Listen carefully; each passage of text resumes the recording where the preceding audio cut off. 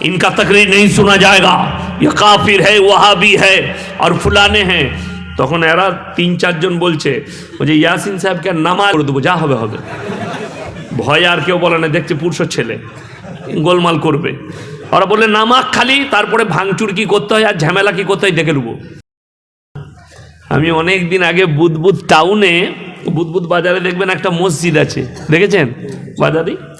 আমাকে ওরা জানি না কিছু ছেলে বললে उनको बुला लीजिए, अच्छा तकरीर करते हैं मौलवी शौकत साहब के लड़के को। আমাকে ডাকলে আর বললে রাঁচি থেকে পৃথিবীর সবথেকে দামি মুফতি আসছে। আমি শালা কি দেখবো একবার, কত বড় মুফতি।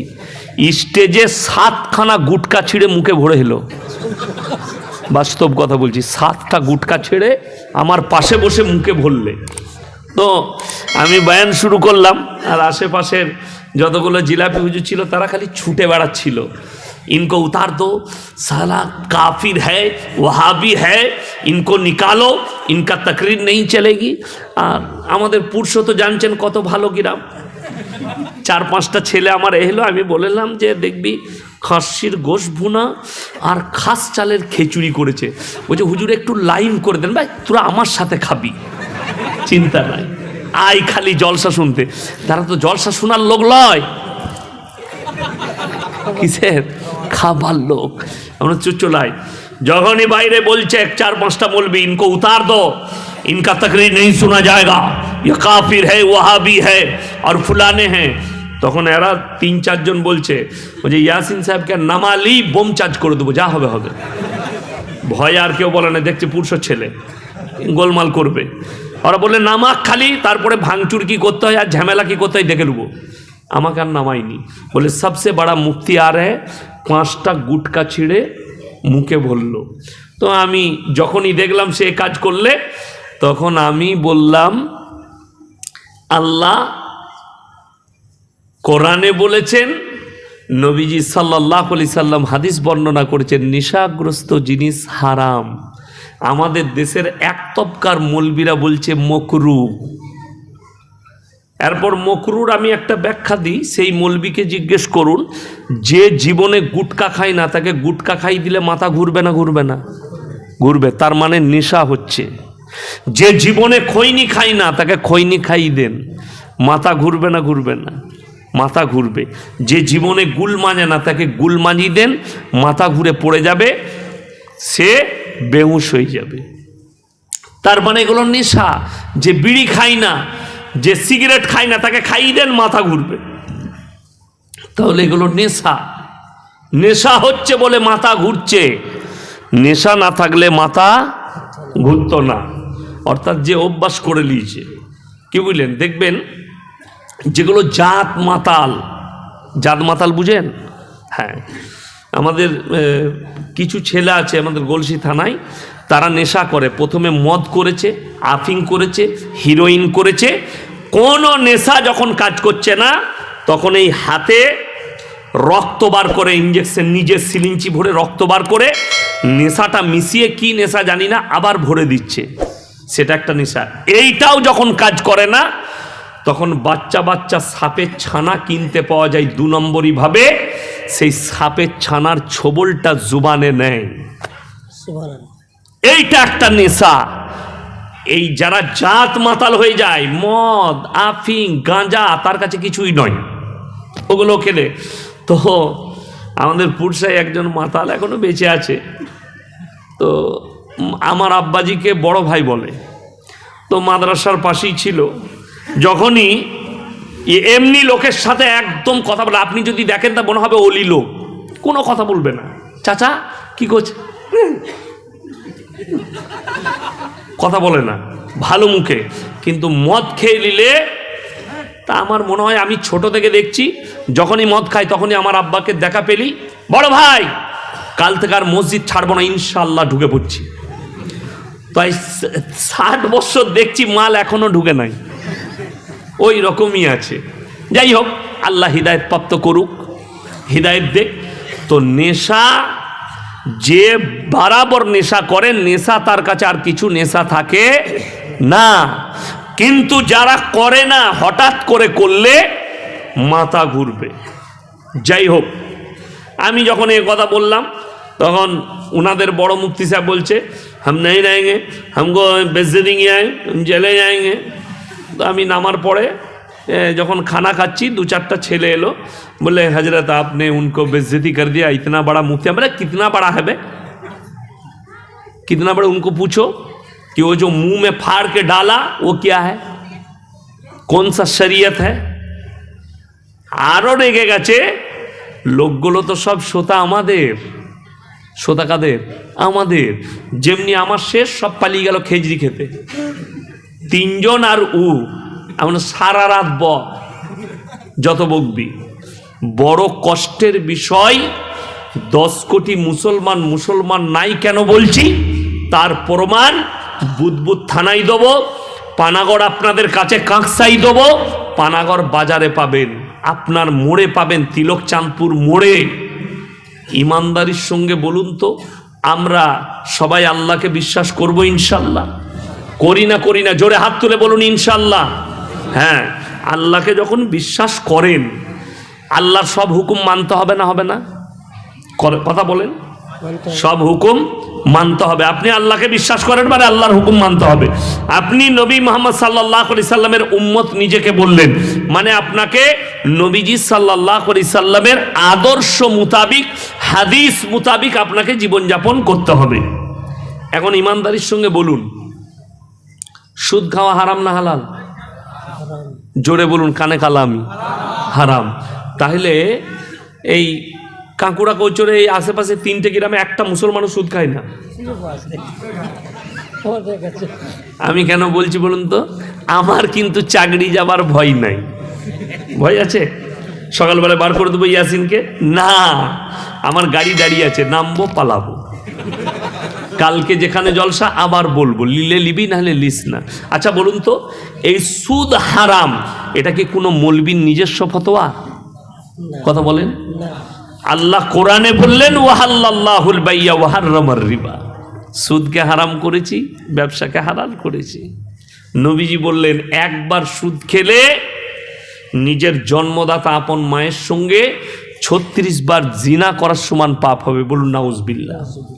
আপনি ভেবে দেখুন, আজকে জেনে বুঝে, হারাম জেনে একটা লোক সুদ খাচ্ছে, হারাম জানার পরও হারাম সে জানে।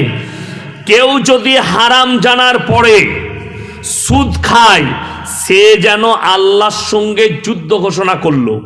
সে আর মুমিন থাকলো না। সকালবেলায় আপনাদের এলাকার চায়ের দোকানগুলো খোঁজ নিবেন, কারা সুদখোর মাল কটা আমাকে গাল দিবে। ও বাজে মৌলবি, ওকে আবার দাওয়াত দেয়। কে গাল দিবে? সুদখোর। আচ্ছা, আমাকে গাল দিলে সুদ হালাল হয়ে যাবে? কথা বলেন। এই মৌলবিদিকে গাল দিলে সুদ হালাল হবে? পৃথিবীর কোনো বাপের বেটা মৌলবি হালাল করতে পারবে না, আর মৌলবিদিকে গালি দিয়ে হালাল করা যাবে না। আপনি যদি নিজেকে মুসলমান বলেন, 100% হারাম। আর হাদিসে আছে যারা হারাম খায় আল্লাহ তাদের দোয়াকে কবুল করবেন না। যারা নিজেদের সন্তানের মুখে হারাম লুকমা তুলে দেয়, তাদের সন্তান নেক হতে পারে না। আপনি বিবেচনা করুন। নাম্বার 2, মদ খাওয়া হারাম না হালাল? হারাম।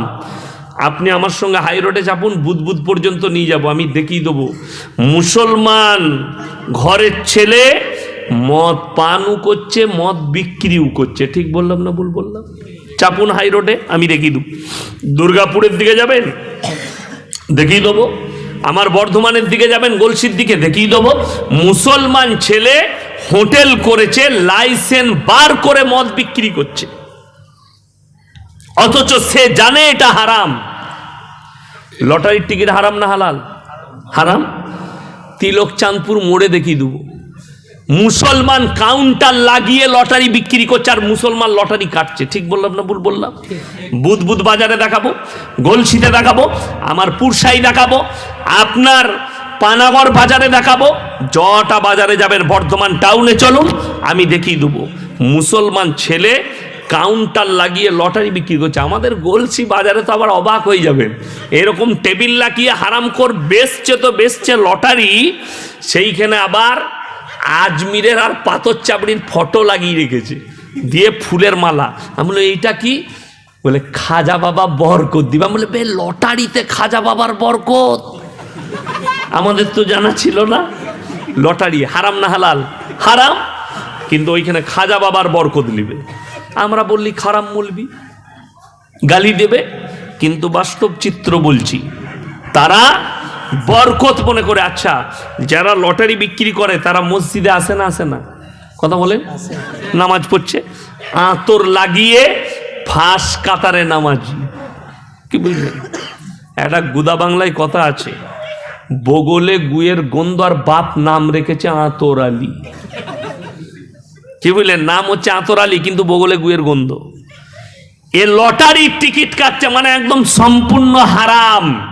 লটারি বেচছে, কিন্তু হজরত গোলাপের আতর লাগিয়ে ফাঁস কাতারে এসে, আরে জুম্মার দিনে মলি সাহেবের খুতবা শুনবো আমি। কি বললেন? আর মলি সাহেব যখন খুতবা দিচ্ছে, তোমরা সবাই নামাজি হবে, ই হবে, হ্যাঁ আল্লাহকে তোমরা ভয় করো, এই তখন মাথা লড়াচ্ছে। মানে এত বুঝেছে, এত ভয় আল্লাহকে করে। আমি যে আলোচনা করতে চাইছি, বর্তমানে ভারতে মুসলমান অনেক দেখতে পাচ্ছি, অনেক। যেমন ইনি বললেন এলাকায় মুসলমান গ্রাম কম, যাই হোক আমার জানা ছিল না, জানলাম। কিন্তু মুসলমান কম আছে এইখানে, বাকি জায়গায় বেশি আছে। মুর্শিদাবাদে যেখানে 10,000 15,000 লোক হয়, স্বাভাবিক হবে। কেন? 78% মুসলিম আছে সেখানে, গ্রামকে গ্রাম মুসলিম। গোটা বেলডাঙ্গায় যতগুলো জলসা হয়, মিনিমাম 10,000-এর নিচে কোনো জলসায় শ্রোতা হয় না, বেশিরভাগ জলসা। কেন? একটা গ্রামে 5,000 10,000 করে বাড়ি, সবই মুসলিম, 78%।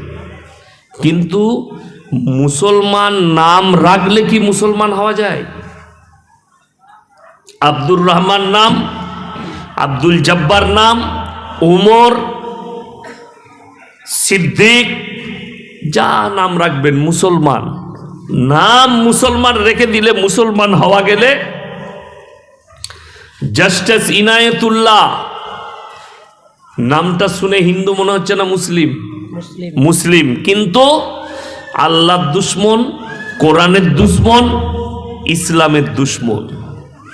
সালমান রুশদি নাম এত ভালো, মুসলমান ঘরের জন্ম, কিন্তু কাফির, বেঈমান, নাস্তিক, আল্লাহ মানে না, রসুল মানে না, কোরআন মানে না, ইসলামকে বিশ্বাস করে না, নাম কিন্তু মুসলমান। তসলিমা নাসরিন নামটা হিন্দু না মুসলিম? মুসলিম। এখন আমি কালকে ত্রিপুরায় বলে এসেছি, আমাদের দেশে এসআইআর হচ্ছে আমাদের রাজ্যে। সবাই ফর্ম জমা দিয়েছেন তো বিএলওকে? আমিও দিয়েছি। যেহেতু এটা সরকারি প্রতিক্রিয়া, আমাদেরকে জমা দিতে হবে, কিছু করার নেই।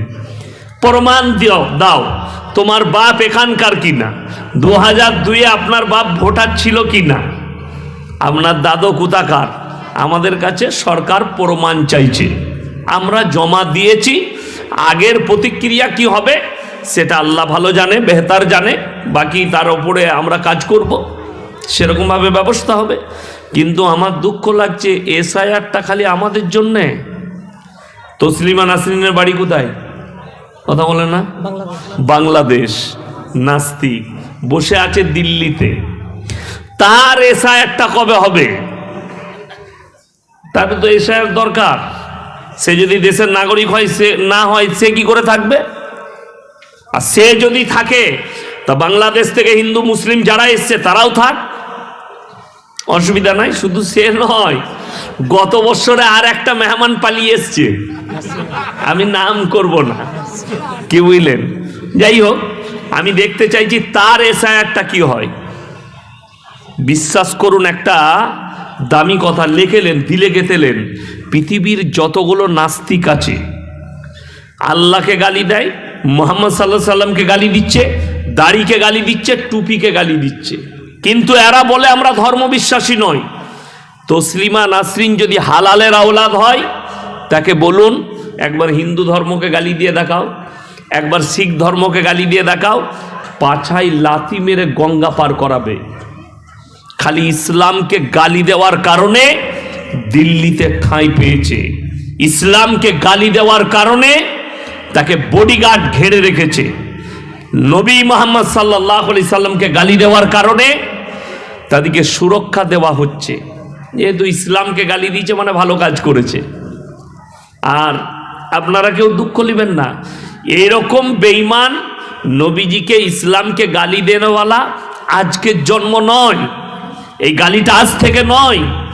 যেদিন থেকে মুহাম্মদ সাল্লাল্লাহু আলাইহি সাল্লাম ইসলামের প্রচার শুরু করেছেন মক্কার বুকে, সেই দিন থেকে বেঈমানরা স্টার্ট করেছে নবীজির বিরোধিতা, আর আজও চলছে, কিয়ামতের সকাল পর্যন্ত চলবে বিরোধিতা। নবী মুহাম্মদ সাল্লাল্লাহু আলাইহি সাল্লাম কাবা ঘরে কোরআন পড়ছেন, কোথায় বললাম? কাবা ঘরে। বেঈমান কাফের তারা বাইরে নবীর বিরুদ্ধে তবলিগ চালাচ্ছে। কিসের? আল্লাহ কোরআন পাঠালেন। وقال الذين كفروا لا تسمعوا لهذا القرآن والغوا فيه لعلكم تغلبون। হে নবী, বেঈমান কাফেররা বাইরে তবলিগ করছে, নবী মুহাম্মদ সাল্লাল্লাহু আলাইহি সাল্লাম যে কোরআন তেলাওয়াত করছে সে কোরআন তোমরা শ্রবণ করো না, শোনো না, হাততালি মারো আর কানেতে আঙ্গুল দাও। ইমানদারির সঙ্গে বলুন, ইসলামকে রুখা গেছে? রুখতে পেরেছে? আজ পৃথিবীতে 250 কোটি মুসলমান, বলুন সুবহানাল্লাহ, 250 কোটি, রুখতে পারেনি। এখনো দ্রুত গতিতে ইসলাম ছুটছে। তসলিমা নাসরিন গালি দিচ্ছে। নূপুর শর্মা বলে একটা মেয়ে কয়েক বছর আগে মুহাম্মদ সাল্লাল্লাহু আলাইহি সাল্লামকে গালি দিয়েছে। আমি এদিকে গুনতিতে ধরি না, জানি না কে গুনতিতে ধরে, গুনতি নয়। ভারতের যারা মনীষী আমার কাছে, আমাদের কাছে, কবিগুরু রবীন্দ্রনাথ ঠাকুর, ঈশ্বরচন্দ্র বিদ্যাসাগর, বঙ্কিমচন্দ্র, শরৎচন্দ্র, রাজা রামমোহন রায়, স্বামী বিবেকানন্দ আমেরিকার শিকাগো শহরে দাঁড়িয়ে বলেছেন, পৃথিবীতে যদি আমি কেউ কি মহামানব মনে করি, তিনি হচ্ছেন হযরত মুহাম্মদ মুস্তাফা, বলুন সাল্লাল্লাহু আলাইহি ওয়াসাল্লাম। তাহলে নূপুর শর্মা কি স্বামী বিবেকানন্দর থেকে দামি লোক? না। এই প্রসঙ্গে একটা কথা বলি। আমাকে একবার বর্ধমানে খুব বড় ডাক্তার, এশিয়া মহাদেশের 3টে হার্টের ডাক্তারের মধ্যে উনি একজন, ডাক্তার আজিজুল হক। মৌলবি ছাড়া ধরতে পারবেন না, এত বড় বড় দাড়ি, 5 ওয়াক্তের নামাজি, কলকাতায় থাকে। বর্ধমানে একদিন বসে প্রতি মাসের 28 তারিখে, ওই করজেন গেটের কাছে মল্লিক বাজারের ওপরে বসেন। বেশি রুগী দেখে না, 20টা না 25টা রুগী দেখেন। ওনার বাড়িতে পার্সোনাল প্রোগ্রাম করেছিল, আমি তখন খাগড়াগড় মাসায় থাকতাম, গেছি। প্রোগ্রাম শেষ হলো, ওনার একজন রিলেটিভ যাদবপুর বিশ্ববিদ্যালয়ের প্রফেসর, তিনি আমাকে খাবার সময় জিজ্ঞেস করলেন, মৌলী সাহেব একটা প্রশ্ন করবেন? করুন। আচ্ছা, আপনারা বললেন ইমানদার মমিন ব্যক্তিরা জান্নাতে যাবে, ভালো লোকরা জান্নাতে যাবে। কবিগুরু রবীন্দ্রনাথ ঠাকুর তো ভালো লোক, ঈশ্বরচন্দ্র বিদ্যাসাগর ভালো লোক, তারা মানুষের সমাজের উপকার করেছে। স্বামী বিবেকানন্দ, বঙ্কিমচন্দ্র, রাজা রামমোহন রায়, এরা সমাজসেবী ছিল, সমাজের উপকার করেছে, আমরা 100%। এখন এইখানে একটা মাসলা শুনেলেন, আপনারা কি বলছেন শুধু মুসলিম আমরাই ভালো কাজ করি, কোনো হিন্দু ব্যক্তি ভালো কাজ করে না? কথা বলেন। অনেকজন করে, কতজন করে, খুব ভালো কাজ করে, অনেক ভালো ব্যক্তি আছে, সমাজ সেবা করে, মানুষের উপকার করে। এখন জান্নাত আর জাহান্নামের মাসলা এখানে হচ্ছে, যারা ঈমান আনেনি, আল্লাহর প্রতি বিশ্বাস আনেনি, নবী মুহাম্মদ সাল্লাল্লাহু আলাইহি সাল্লামকে বিশ্বাস করেনি, যদি কেউ এরকম ব্যক্তি থাকে আর ভালো কাজ করে, তার বদলা আল্লাহ তাকে দুনিয়াতেই দিবে, পরকালে আর কিচ্ছু থাকবে না। এইটা হচ্ছে মাসলা সহি। কেন?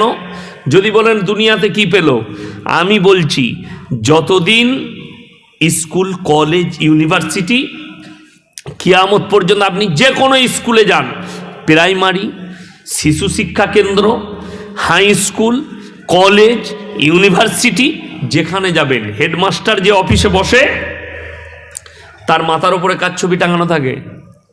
কাজী নজরুল ইসলাম, কবিগুরু রবীন্দ্রনাথ ঠাকুর, বঙ্কিমচন্দ্র, শরৎচন্দ্র, স্বামী বিবেকানন্দ মাথার উপরে টাঙানো থাকে। থাকে না? থাকে না?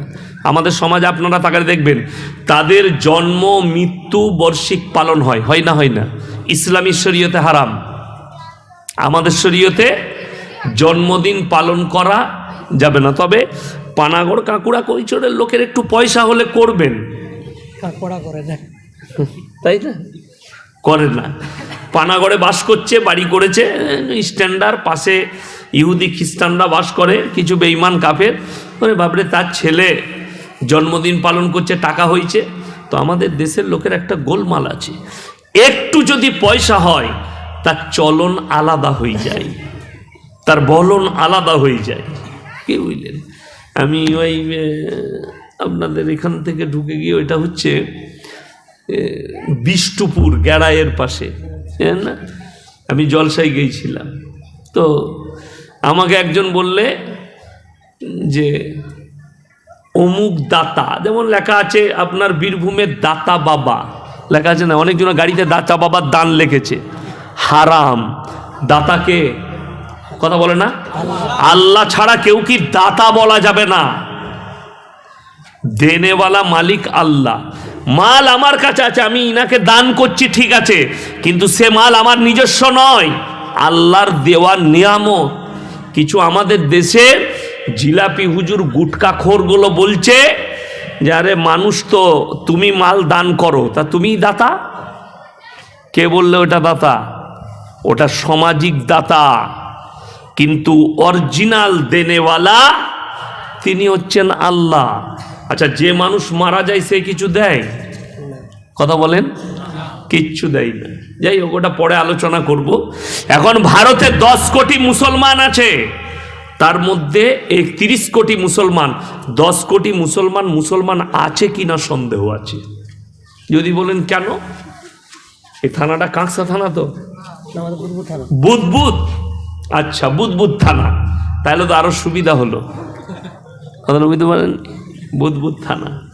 আমি অনেক দিন আগে বুদবুদ টাউনে, বুদবুদ বাজারে দেখবেন একটা মসজিদ আছে, দেখেছেন বাজারে? আমাকে ওরা জানি না কিছু ছেলে বললে उनको बुला लीजिए, अच्छा तकरीर करते हैं मौलवी शौकत साहब का लड़के को। আমাকে ডাকলে আর বললে রাঁচি থেকে পৃথিবীর সব থেকে দামি মুফতি আসছে। আমি শালা কি দেখবো একবার, কত বড় মুফতি। স্টেজে 7খানা গুটকা ছিঁড়ে মুখে ভরে এলো, বাস্তব কথা বলছি, 7টা গুটকা ছেড়ে আমার পাশে বসে মুখে ভরলে। তো আমি বয়ান শুরু করলাম, আর আশেপাশের যতগুলো জিলাপি হুজুর ছিল তারা খালি ছুটে বেড়াচ্ছিল, इनको उतार दो, साला काफिर है, वहाबी है, इनको निकालो, इनका तकरीर नहीं चलेगी। আর আমাদের পুরুষ তো জানছেন কত ভালো গ্রাম, 4-5টা ছেলে আমার এলো। আমি বললাম যে দেখবি খাসির গোশ ভুনা আর খাস চালের খিচুড়ি করেছে। বলছে হুজুর একটু লাইন করে দেন, ভাই তোরা আমার সাথে খাবি, চিন্তা নাই, আই খালি জলসা শুনতে। তারা তো জলসা শোনার লোক নয়, কিসের খাবার লোক। আমরা চুচলাই যখনই বাইরে বলছে 4-5টা মৌলবি, ইনকো উতার দো, इनका तकरीर नहीं सुना जाएगा, ये काफिर है, वहाबी है और फुलाने हैं, তখন এরা 3-4 জন বলছে যে ইয়াসিন সাহেবকে নামালি বোম চার্জ করে দেবো, যা হবে হবে। ভয় আর কেউ বলে না, দেখছে পুরুষ ছেলে গোলমাল করবে। ওরা বললে নামাক খালি, তারপরে ভাঙচুর কি করতে হয় আর ঝামেলা কি করতে হয় দেখে নেবো। আমাকে আর নামাইনি, বলে সবসে বড় মুফতি আর হ্যাঁ, 5টা গুটকা ছিঁড়ে মুখে ভরলো। তো আমি যখনই দেখলাম সে কাজ করলে, তখন আমি বললাম আল্লাহ কোরআনে বলেছেন নবীজি সাল্লাল্লাহু আলাইহি সাল্লাম হাদিস বর্ণনা করেছেন নেশাগ্রস্ত জিনিস হারাম। আমাদের দেশের এক তবকার মৌলবীরা বলছে মকরু। এরপর মকরুর আমি একটা ব্যাখ্যা দিই, সেই মৌলবীকে জিজ্ঞেস করুন যে জীবনে গুটকা খায় না তাকে গুটকা খাই দিলে মাথা ঘুরবে না? ঘুরবে না? ঘুরবে। তার মানে নেশা হচ্ছে। যে জীবনে খৈনি খায় না তাকে খৈনি খাই দেন, মাথা ঘুরবে না? ঘুরবে না? মাথা ঘুরবে। যে জীবনে গুল মানে না তাকে গুল মানি দেন, মাথা ঘুরে পড়ে যাবে, সে বেহুশ হয়ে যাবে। তার মানে এগুলো নেশা। যে বিড়ি খায় না, যে সিগারেট খায় না তাকে খাইয়ে দেন, মাথা ঘুরবে।